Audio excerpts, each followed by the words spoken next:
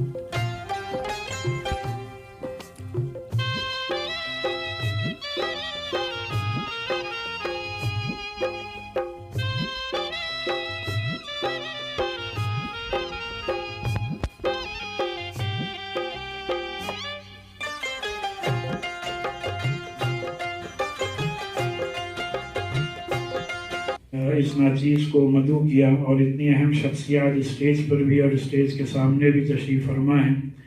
हम सबके बड़े और हमारे वालिद मरहूम के साथी मोहतरम जनाब अम्मार रिजवी साहब तशरीफ़ फरमा हैं, जनाब डॉक्टर शाकिर हाशमी साहब तशरीफ़ फरमा हैं, चिन्हट की दरगाह के मुतवक्किल सज्जादा नशीन साहब तशरीफ़ फरमा हैं और स्टेज पे इस एसोसिएशन के तमाम ज़िम्मेदारान हमारे जनाब अजीज़ भाई और वहीद भाई और तमाम लोग इस तकरीब में तशरीफ़ लाए हैं।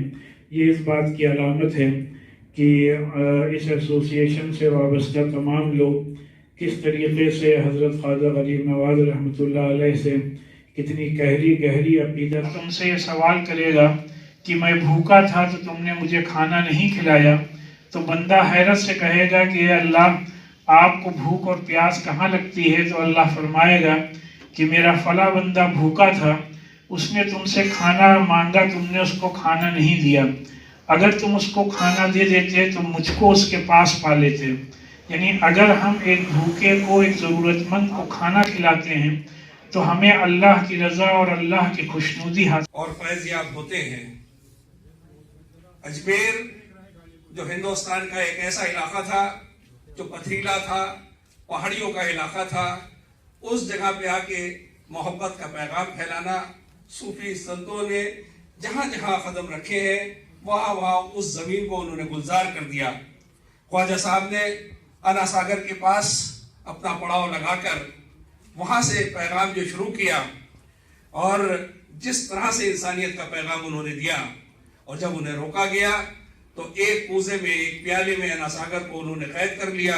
एक रास्ता है, क्योंकि वो रास्ता न हिंदू देखता है, न मुसलमान देखता है, न सिख देखता है, न ईसाई देखता है। और इसकी सबसे बड़ी मिसाल कि जो लोग वहां गए हैं, उनके दरबार में गए हैं, उन्होंने देखा होगा किसी मजहब का कोई व्यक्ति हो, लेकिन जब वहां माथा नवाता है तो उसको लगता है कि वो जन्नत में है, क्योंकि जन्नत के लिए जो सबसे जरूरी तरीका होता है उसका पैगाम वहीं से जाता है। अभी तमाम विषयों पर मैं तो कह रहा हूँ कि जब इतने बड़े बड़े आपने पिछली बार की तरह फिर मुझे याद किया, मैं हाजिर हूँ। अभी आमिर साहब कह रहे थे कि सज़ा से बेहतर सुधार होता है। यकीनन सज़ा से बेहतर सुधार होता है, और सज़ा का मकसद क्या होता है कि सुधार हो जाए।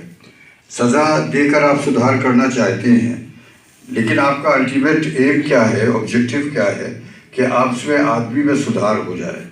اگر ہم ان صوفیاء کرام, سادھو سنت اور تمام سبھی لوگ صرف جو منزل ایک ہے, جس طرف سب کو جانا ہے یا جس طرف سب جا رہے ہیں, اسی طرف یہ اشارہ کرتے ہیں.